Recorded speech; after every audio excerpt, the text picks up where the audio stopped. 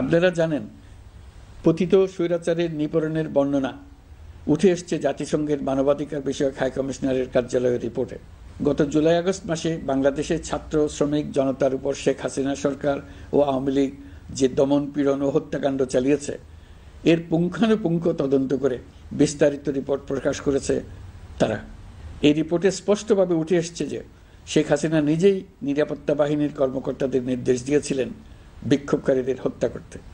বিগত সরকার, আওয়ামী লীগ ও আওয়ামী লীগের সহযোগী গোষ্ঠী ও সংগঠন একত্রিত হয়ে পরিকল্পিতভাবেই গুরুতর মানবাধিকার লঙ্ঘনে জড়িত ছিল। মানবাধিকার বিষয়ক হাইকমিশনারের রিপোর্টে বলা হয়েছে, বিক্ষোভ চলাকালে প্রায় ১৪০০ জন নিহত হয়েছেন, যার মধ্যে প্রায় ১৩% শিশু। বিক্ষোভের সম্মুখ সারিতে থাকার কারণে আমাদের জুলাই কন্যারা নিরাপত্তা বাহিনী ও আওয়ামী লীগের সমর্থকদের দ্বারা আক্রান্ত হয়েছে, এমনকি যৌন নির্যাতনের শিকার হয়েছে। সবার গায়ের লোম দাঁড়িয়ে গেছে। কি ভয়াবহতা! কিভাবে একজন প্রধানমন্ত্রী নিজ দেশের নিরস্ত্র মানুষকে হত্যার পর লাশ লুকিয়ে ফেলার নির্দেশ দিতে পারে? ক্ষমতা আঁকড়ে রাখার জন্য তিনি পৃথিবীর সকল নিষ্ঠুরতা ছাড়িয়ে গেছেন। এটাই জাতিসংঘের প্রতিবেদনে উঠে এসছে। মানবাধিকার বিষয়ক হাইকমিশনার কার্যালয়ের এই রিপোর্টকে আমরা স্বাগত জানাচ্ছি। প্রতিবেদনে যে সুপারিশ করা হয়েছে, অন্তর্বর্তী সরকার সেই সুপারিশগুলো গুরুত্বের সঙ্গে বিবেচনা করছে। আপনাদেরকে আশ্বস্ত করে বলতে চাই, যারা গণহত্যায় জড়িত ছিল, যারা নির্বিচারে মানুষ হত্যা করেছে, যারা ইতিমধ্যে হত্যাকারী হিসেবে বিশ্বের কাছে স্বীকৃত, তাদের বিচার এ দেশের মাটিতে হবেই।